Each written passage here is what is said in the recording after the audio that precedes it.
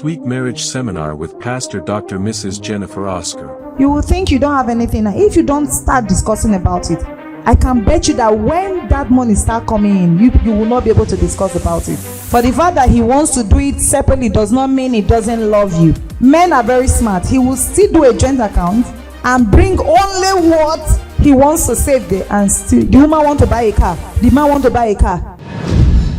Sweet Marriage Seminar. We don't necessarily do a joint account because my husband does not believe in joint account, like running account together then spending. He believes in having his own account while I have my account. Then we have what we call a family account, where we can answer, okay, this is for the family upkeep. You know, that's what we have been doing. That's what he believes. But I didn't mind a joint account initially when we just got married. I was like, oh, people are having joint account. To me, it's like a way of accountability. You know, you want to be accountable for how you spend money. But then when we begin to grow in the relationship, you know, he said clearly that he does not believe in joint account. You have your separate account. I have my separate account. Then why we now have what we call a single treasury account, which is the family account. That is how we run our home. Maybe different from the way he wants to run his. She wants to run hers. She wants to run hers.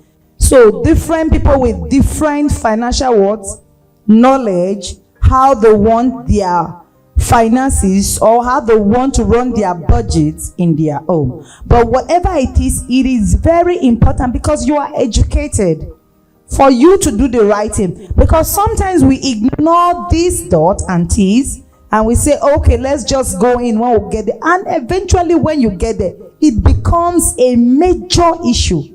Money is a major issue, whether you accept it or not. It is a major issue in relationship.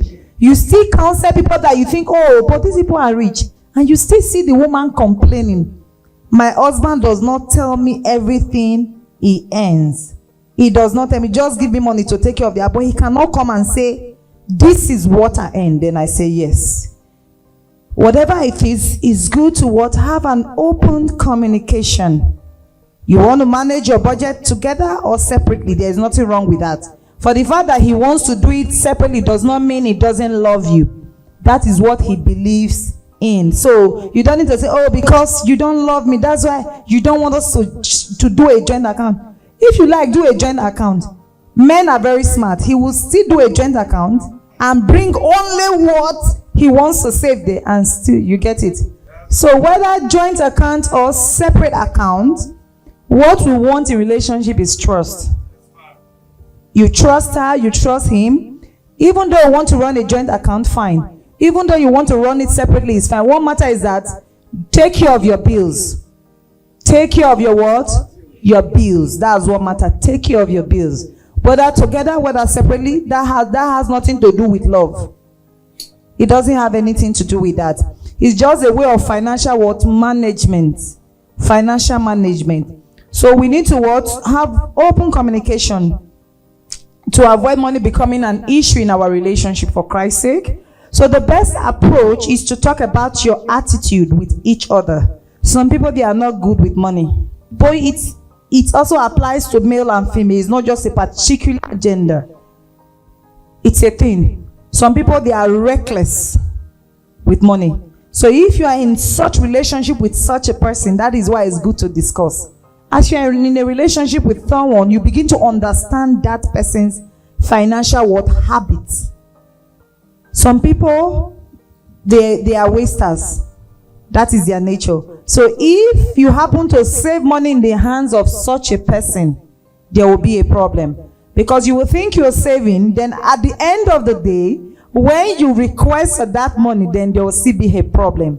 You actually save, but you're saving in a wrong way. So that's why it's good for you to talk about your attitude with each other. Regularly discuss finances. Regularly discuss it. It's a thing you have to discuss in your relationship, including the income, what comes in, the expenses, savings and debt, what we are owing, how much we have saved, what we are earning, and the expenses we are running. It is very important.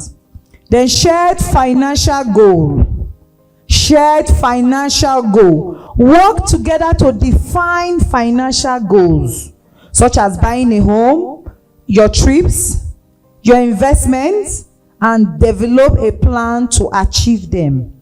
But you must share. Don't say, oh, we don't have anything now. You will think you don't have anything now. If you don't start discussing about it, I can bet you that when that money start coming in, you will not be able to discuss about it.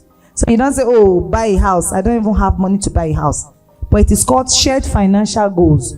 You start making a plan so that when that money eventually come, you will have a plan for it as couples. So it's good for you to have a plan than not having a plan at all. When the money comes, the people will be confused. That's when you say, oh, the woman want to buy a car, the man want to buy a car, as if they are not doing competition among themselves because they don't have what we call shared financial goals. They've not planned. So the essence of this is for you to discuss your plan in advance. This is what we will do when it comes, so that when the money comes, this is not time you want to start throwing parties.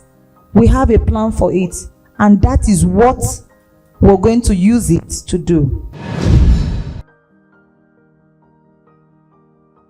Some people, they suffer what they suffer in their relationship because of ignorance. Don't go and give dog bone to hold and think the dog will not lick it. If you can't give me money, I will not love you. No money, no love. Sweet Marriage Seminar.